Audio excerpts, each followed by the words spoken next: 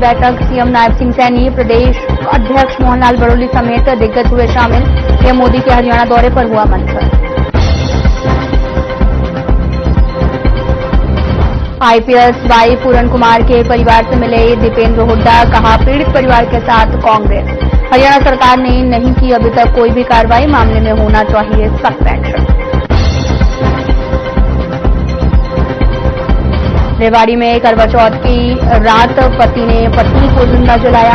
शराब पीकर घर पहुंचने पर पत्नी ने किया था राज, मां को बचाने पहुंची बेटी पर भी डाला तार। फरीदाबाद में 25 साल के युवक की हत्या, झाड़ियों में मिला युवक का शव। मामले में पुलिस ने 3 आरोपियों को किया गिरफ्तार।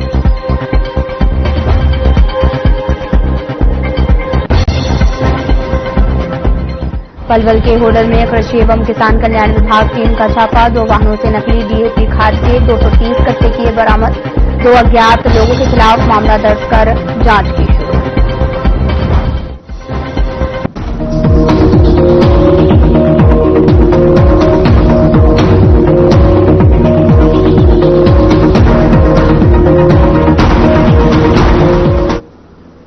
नमस्कार, मैं हूं आपके साथ अंकिता पाल। बुलेटिन की शुरुआत करते हैं। कांग्रेस के वरिष्ठ नेता रणदीप सुरजेवाला ने अंबाला की अनाज मंडी का दौरा किया है और किसानों की समस्याओं को लेकर सरकार पर जमकर निशाना साधा।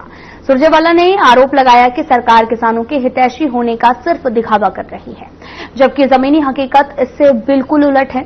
उन्होंने मंडी में बाजरा की खरीद न होने पर कड़ी नाराजगी जताई है और साथ ही राज्य सरकार को इसके लिए सीधे तौर पर दोषी ठहराया है। सुरजेवाला ने कहा कि किसानों की मेहनत का कोई मोल नहीं दिया जा रहा है और फसलें मंडियों में सड़ रही हैं। सरकार सिर्फ घोषणाएं तक सीमित है, जबकि किसान अपनी फसल लेकर दर दर की ठोकरें खा रहा है। इस मौके पर भाकियू किसान नेता हरपाल भांडवा और मंडी आरती भी मौके पर मौजूद रहे। उन्होंने बाजरा खरीद में हो रही देरी और न्यूनतम समर्थन मूल्य पर सवाल उठाए हैं।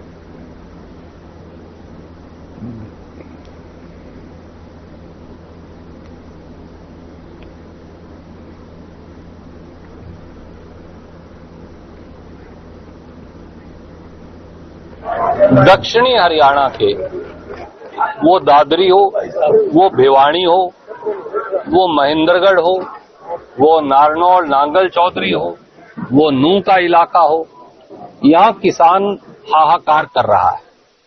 2775 रुपए क्विंटल वाला बाजरा 1700 और 1800 रुपए क्विंटल के अंदर आज पिट रहा है। 975 रुपए से लेके 1100 रुपए क्विंटल तक की चपत बाजरे के अंदर लगने लग रही है। दाना काला है ये कह के एक दाने की खरीद आज तक नहीं हुई। 23 सितंबर से खरीद शुरू होनी थी, आज 10 अक्टूबर हो गई। 18 दिन बाद भी एक दाना ना खरीदना बाजरे का, इससे बड़ा अपराध हरियाणा के मुख्यमंत्री श्रीमान नायब सैनी और उनकी सरकार का कोई नहीं हो सकता। 8100 रुपया प्रति क्विंटल नरमा कपास का भाव होना चाहिए, ये एमएसपी डिक्लेयर्ड है। इसके अंदर भी 1000 रुपए क्विंटल से लेके 1500 रुपए क्विंटल तक की चपत सीधे सीधे किसान को लगने लग रही है, क्योंकि cotton corporation of India CCI या हरियाणा सरकार खरीद करने आई नहीं, तो जो प्राइवेट आदमी अपने मन पे खरीद कर सकता वो करने लग रहा है।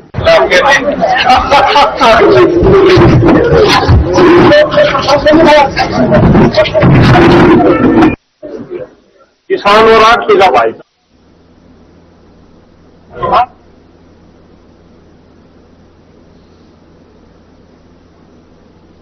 आईपीएस अधिकारी पूरन कुमार की आत्महत्या के बाद में सांसद कुमारी शैलजा आईपीएस के अफसर आवास पर पहुंची हैं और साथ ही कांग्रेस प्रदेश अध्यक्ष राव नरेंद्र पंचकुला से कांग्रेस विधायक चंद्रमोहन बिश्नोई और पूर्व विधायक शमशेर गोगी भी मौके पर उपस्थित रहे। तस्वीरें भी आपको दिखा रहे हैं जहां पर आईपीएस अधिकारी की आत्महत्या का मामला सामने आया था, जिसके बाद में परिवार से मिलने के लिए सांसद कुमारी शैलजा पहुंची हैं। सांसद समेत कई नेता मौके पर मौजूद रहे हैं।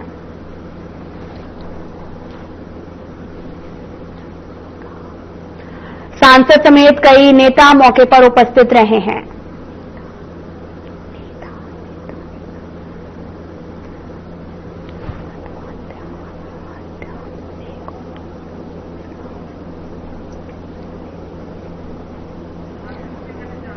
सांसद समेत कई नेता मौके पर उपस्थित रहे। तो तस्वीरें आपको दिखा रहे लगातार, जहां पर सांसद समेत कई नेता मौके पर उपस्थित रहे। सरकार पर जमकर निशाना साधा है। आईपीएस अधिकारी की आत्महत्या का यह मामला सामने आया था। आईपीएस वाई पूरन कुमार खुदकुशी मामले में पूर्व विधायक नीरज शर्मा का बयान सामने आया। नीरज शर्मा ने कहा कि आईपीएस वाई पूरन कुमार की आत्महत्या की घटना पूरे प्रदेश को झकझोर देने वाली है, लेकिन इससे भी ज्यादा चिंताजनक ये है कि इस घटना के कई दिन बीत जाने के बाद भी सरकार मृतक परिवार के साथ में जो अधिकारी के साथ में जायज मांगों को अब तक पूरा नहीं कर पाई है। इस भ्रष्ट भाजपा के राज में जो स्वर्गीय वाई पूरन कुमार जी के साथ हुआ, देख के मन बहुत ही दुखी और व्यथित है कि किस प्रकार से एक अधिकारी को दलित होने का खमियाजा भुगतना पड़ा। जीते जी उनको कितना प्रताड़ित किया गया, शोषित किया गया, जिसकी वजह से उन्होंने ऐसा कठोर निर्णय लिया।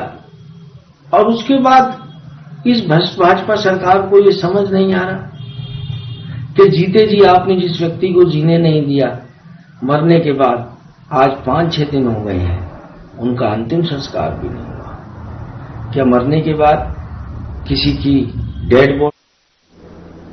आईपीएस वाई पूरन कुमार आत्महत्या मामले में हरियाणा के रेवाड़ी में दलित समाज और कांग्रेसी कार्यकर्ताओं ने दोषियों की गिरफ्तारी को लेकर जिला सचिवालय पर प्रदर्शन कर बीडीपीओ के माध्यम से मुख्यमंत्री के नाम पर ज्ञापन सौंपा है और चेतावनी भरे लहजे में कहा कि यदि जल्द वाई पूरन कुमार आत्महत्या के दोषियों को गिरफ्तार नहीं किया तो कांग्रेस करेगी अनिश्चितकालीन धरना प्रदर्शन। और साथ ही प्रदर्शनकारियों ने कहा कि वाई पूरन कुमार सिंह एक ईमानदार और वरिष्ठ अधिकारी थे। ऐसे व्यक्ति पर 2.5 लाख रुपए मंथली लेने जैसा घिनौना आरोप किसी बड़ी साजिश का हिस्सा है।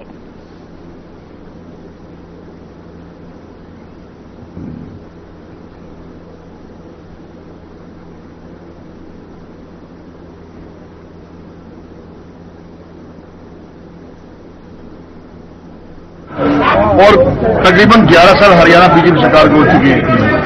दलित समाज से इन्होंने वादे करके, लोग लुभावने वादे करके, झूठ बोल के वोट तो बटोर लिया इन्होंने, पर 3 बार सरकार भी बना ली इन्होंने। लेकिन दलित समाज का जितना उत्पीड़न, जितना शोषण पिछले 11 साल में हुआ इस देश में और खासतौर से हरियाणा प्रदेश में, उतना इतिहास में कभी नहीं हुआ। हरियाणा सरकार!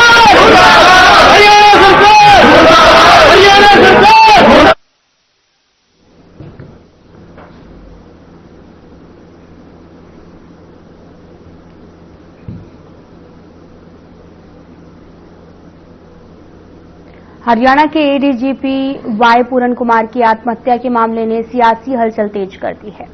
आम आदमी पार्टी के वरिष्ठ नेता मनीष सिसोदिया ने इस घटना को बहुत दुर्भाग्यपूर्ण बताते हुए तत्काल कार्रवाई की मांग की है। सिसोदिया ने कहा कि पूरन कुमार जैसे होनहार अफसर के साथ ऐसा होना देश के लिए बड़ा नुकसान है। उनके परिवार और हरियाणा की जनता ने एक योग्य अधिकारी को खो दिया है। पूरन जी को, अवनीश जी को लंबे समय से हम सब लोग जानते हैं।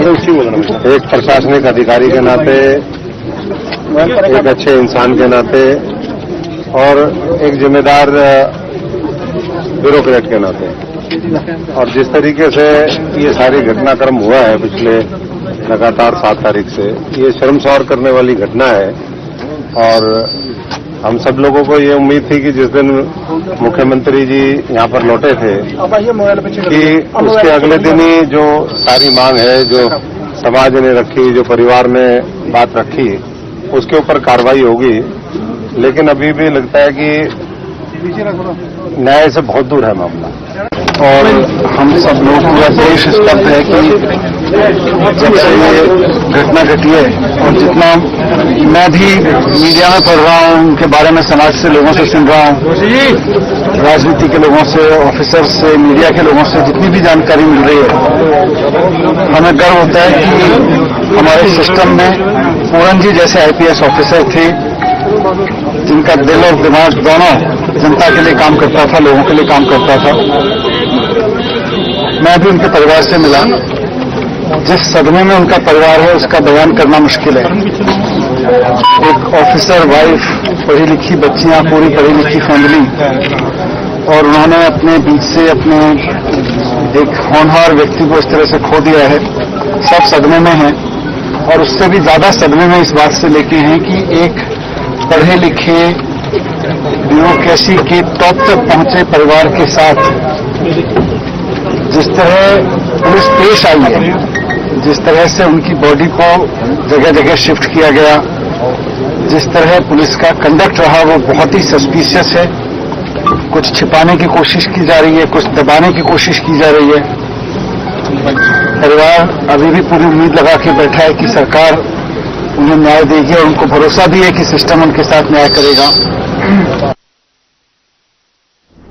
रेवाड़ी से करवा चौथ की रात एक दिल दहला देने वाली घटना सामने आई, जहां पर एक व्यक्ति ने शराब के नशे में अपनी पत्नी पर तारपीन छिड़ककर आग लगा दी है। घटना के बाद उसने खुद को भी आग के हवाले कर दिया और अपनी मां को बचाने आई बेटी भी आग में झुलस गई। बेटी को रेवाड़ी के ट्रॉमा सेंटर में उपचार के लिए भेजा गया, लेकिन पति और पत्नी को गंभीर हालत देखते हुए रोहतक पीजीआई रेफर कर दिया गया। साथ ही आपको यह भी बता दें कि यह वारदात तब हुई जब 38 साल की अनीता अपने पति मनोज का चांद निकलने के बाद घर पर इंतजार कर रही थी। वहीं इस पूरे मामले में रामपुरा थाना प्रभारी संजय ने कहा कि कल देर रात उन्हें सूचना मिली थी, जिसके बाद मौके पर पुलिस टीम के साथ पहुंचे और मौके से एफएसएल की टीम ने भी साक्ष्य जुटा दिए।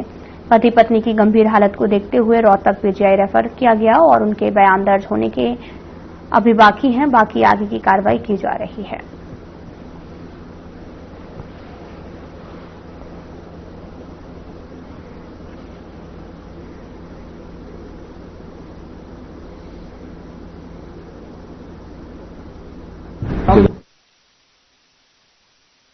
तारीख की रात को शाम को ईआरपी से सूचना मिली कि अनीता पत्नी मनोज व उसकी लड़की व मनोज पुत्र प्रभुदार उम्र 45 साल में जो शराब खाती है, जिसने तारपीन के तेल से अपनी पत्नी व अपनी लड़की व उसके बाद खुद को आग लगा दी।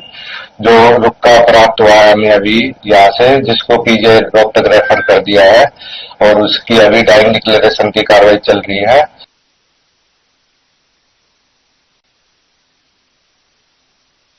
तो आपको बताते चलें कि करवा चौथ के अवसर पर पत्नी तैयार होकर पति का इंतजार कर रही थी और पति जैसे ही घर पर पहुंचा उसने तारपीन का तेल डाला और इस दौरान छिड़ककर उसकी पत्नी को आग लगा दी है।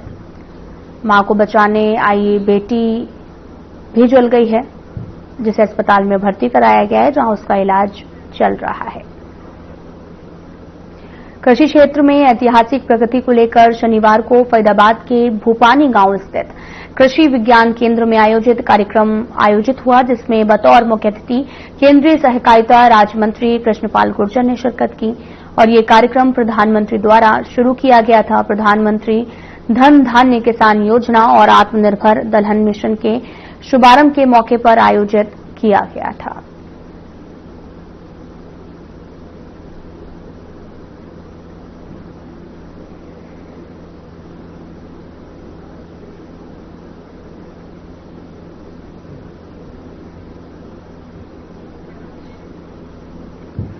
कृषि विज्ञान केंद्र में कार्यक्रम का आयोजन किया गया है और इस दौरान बड़ी संख्या में लोग, बच्चे भी उपस्थित हुए और पौधारोपण से हुई कार्यक्रम की शुरुआत की गई है और बड़ी संख्या में महिलाओं का हुजूम देखने को मिला है। कृष्णपाल गुर्जर भी इस कार्यक्रम में शामिल हुए हैं। तस्वीरें आपको दिखा रहे हैं जहां पर बड़ी संख्या में लोगों की उपस्थिति दर्ज की गई है।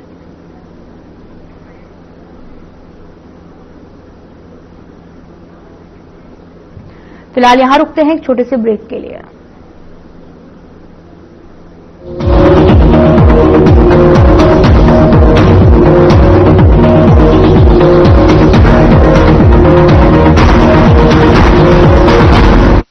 क्या रंग खिला, क्या रूप सजा,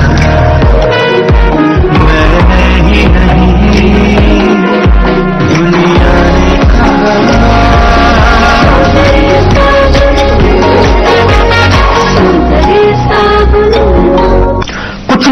खाते पीते तो बहुत बढ़िया है, पर फिर भी उनकी सेहत नहीं बनती। पिचके हुए गाल हैं, हड्डियां निकली हुई हैं, पैंटें ढीली हैं, कपड़े जचते नहीं, कोई पर्सनैलिटी नहीं। ऐसे लगता है इधर से खाए जा रहे हैं, उधर से निकले जा रहा है, क्योंकि उनका पाचन तंत्र खराब है। और जब तक के पाचन तंत्र दुरुस्त नहीं होगा, वो जितना मर्जी अच्छे से अच्छा खा ले, उनकी सेहत नहीं बन सकती। इसलिए हमारी संस्था सन्यासी आयुर्वेदा ने एक ऐसी दवा का निर्माण किया है जो कि आपके लिवर को, आपके पाचन तंत्र को दुरुस्त करने का काम करती है, ताकि आप जो भी खाएं उसका पूरे का पूरा निचोड़ आपके शरीर को लगे, आपकी भूख बढ़े, खाया पिया सही से लगे, नया खून बने, हड्डियों में जान आए, वजन बढ़े और आप मोटे तगड़े खूबसूरत पर्सनैलिटी के मालिक बन जाएं। सिर्फ 699 रुपए की पूरे 1 महीने की दवा होती है और आप इसे घर बैठे 01145454545 पर फोन करके दवा मंगवा सकते हैं। यशस्वी प्रधानमंत्री नरेंद्र मोदी जी के विजन वोकल फॉर लोकल के अनुरूप माननीय मुख्यमंत्री योगी आदित्यनाथ के नेतृत्व में उत्तर प्रदेश के स्थानीय उत्पादों को यूपी इंटरनेशनल ट्रेड शो ने दिया है ग्लोबल मार्केट। रिकॉर्ड 12,500 करोड़ रुपए से अधिक की बिजनेस इंक्वायरी के साथ ही 2,680 करोड़ रुपए के एमओयू पर हुए हस्ताक्षर। पार्टनर कंट्री रूस के साथ 88 देशों के इंटरनेशनल बायर्स सहित देश विदेश के 5 लाख से अधिक लोग इस वैश्विक व्यापारिक महाकुंभ का हिस्सा बने। UP international trade show Uttar Pradesh के व्यापार को नई गति देकर यशस्वी प्रधानमंत्री जी के विजन 2047 को साकार करने में साबित होगा अहम पड़ाव। UP international trade show, sourcing का अद्वितीय मंच।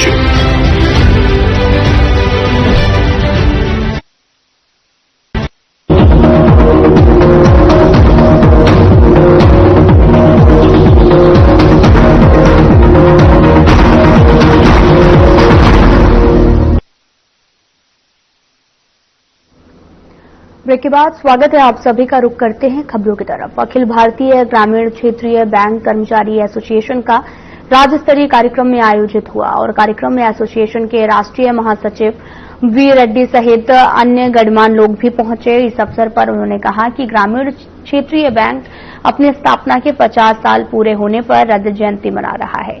सभी गांव में ग्रामीण बैंक की सेवाएं मिलनी चाहिए और गांव के लोगों को भी सभी सुविधाओं को दिया जाना चाहिए। उन्होंने कहा कि बैंकों का निजीकरण नहीं होना चाहिए।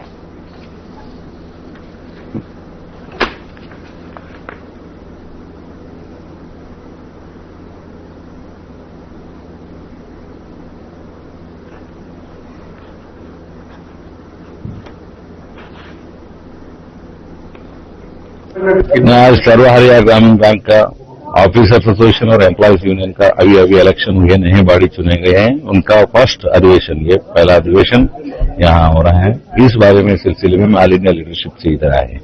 तो all India regional rural bank employees association है हमारा सबसे बड़ा और बहुत पुराना, सबसे पुराना ग्रामीण बैंक में एसोसिएशन।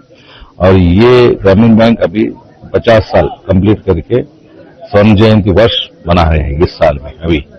तो इस समय हमारा गवर्नमेंट से प्रयास है कि सारी चीजों में, हर चीज में कमर्शियल बैंक से बराबर होना चाहिए, सर्विस कंडीशंस, प्रमोशन हो, हर चीज। और इसके अलावा स्ट्रक्चर के बारे में, स्ट्रक्चर आगे दिनों में एक राज्य एक ग्रामीण बैंक तो अब बन चुका है।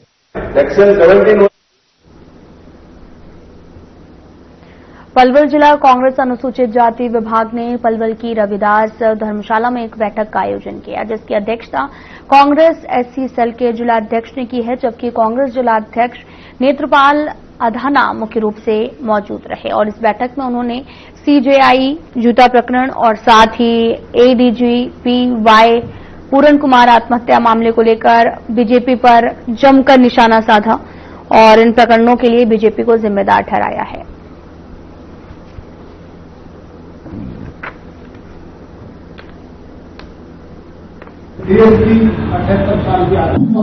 जैसा कि आप जानते हैं, पिछले दिनों हमारे सीजेआई पे भी जूता फेंकने का काम किया और दूसरी घटना वाई पूरन सिंह की, जो उन्होंने सुसाइड की और 8 पेज का एक सुसाइड नोट वो छोड़ के गए थे और वो सुसाइड नोट उन्होंने अपनी बेटी और अपनी वाइफ को भी भेज दिया था, नहीं तो वो सुसाइड नोट भी नहीं मिलता। जिस तरह से 14-15 अधिकारी उनको लंबे समय से परेशान कर रहे थे। तो ये देशवासियों को सोचना पड़ेगा कि जब एडीजीपी रैंक का अधिकारी भी इस बीजेपी की सरकार में सुरक्षित नहीं है तो आम जनता का क्या हाल होगा। आज उसी को लेके एससी विभाग में ये हमारे सुगर सिंह साहब की अध्यक्षता में ये प्रोग्राम हुआ और मुझे भी इन्होंने इनवाइट किया। उसी सिलसिले में आज हम यहां एकत्रित हुए और हम एक मेमोरेंडम राष्ट्रपति के नाम भी देने जा रहे हैं, तो वो भी अभी हम देंगे। तो मैं यही कहना चाहता हूं कि जो भी दोषियान है, कांग्रेस पार्टी ये मांग करती है कि जो भी दोषियान है उनके साथ सख्त से सख्त कार्रवाई की जाए और जो खानापूर्ति एफआईआर की है वो सिर्फ खानापूर्ति ना रहे, उनके खिलाफ सख्त से सख्त कार्रवाई की जाए। मीटिंग का आयोजन किया है, किस वक्त लेकर किया गया, क्या कहना चाहिए? आज पूरे प्रदेश में एससी डिपार्टमेंट कांग्रेस की तरफ से एक आह्वान था कि हर जगह एक विरोध प्रदर्शन किया गया। इसी सिलसिले में जिला पलवल में मैं जिला अध्यक्ष होने के नाते ये विरोध प्रदर्शन जो देश के अंदर महत्वपूर्ण घटनाएं घटी हैं, देश का मुख्य न्यायाधीश जो दलित वर्ग से संबंधित है उस पर जूता फेंक करके उसे अपमानित किया गया, न्यायपालिका के मान सम्मान को छत्तर कर दिया गया, संविधान के साथ खिलवाड़ की जाए। और दूसरा, हमारे प्रदेश का महत्वपूर्ण आईपीएस अधिकारी जो एडीजीपी रैंक का है उसमें आत्महत्या तक प्रेरित होना, ये सिद्ध करता है कि भाजपा सरकार जाति विरोधी दलगत राजनीति करती है। और यमुनानगर के जीटीबी टिम्बर फैक्ट्री में रात करीब 1:30 बजे अचानक भीषण आग लग गई, जो कि सुबह तक लगातार जलती रही। जहां इस दौरान आग की लपटें इतनी तेज थी कि पूरे इलाके में अफरा तफरी का माहौल बन गया और आसपास के इलाकों में धुएं का गुबार छा गया, जिससे लोगों को सांस लेने में परेशानी हुई। और वहीं सूचना मिलते ही दमकल विभाग की कई गाड़ियां मौके पर पहुंची और आग बुझाने की कोशिश में जुट गई है, लेकिन लकड़ी के गोदाम में आग की तेजी से फैलने की वजह से आग पर नियंत्रण पाना मुश्किल हो रहा था, जिस पर लगभग 100 बार पास के नलों और टैंकरों से पानी भरकर आग बुझाने का प्रयास किया गया। साथ ही इस दौरान दमकल विभाग ने आग पर नियंत्रण पाने के लिए कई टीमों को शिफ्ट में लगाया है।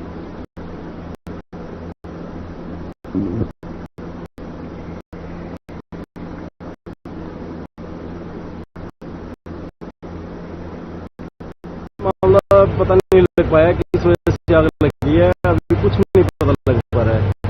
और फैक्ट्री का नुकसान सर बहुत ज्यादा है, अभी कोई आंकलन नहीं कर सकते नुकसान के बारे में। कब तो 1:30 बजे चौकीदार को फोन आया कि फैक्ट्री में बहुत ज्यादा आग लगी है, भीषण आग लगी है। तो उसी समय हम फैक्ट्री आए हैं, तो हमने साथ के साथ दमकल विभाग को फोन किया है और हमारे पास साथ के साथ दमकल विभाग आ चुका है और तब से दमकल विभाग अभी तक कंटिन्यू गाड़ी चल रही है।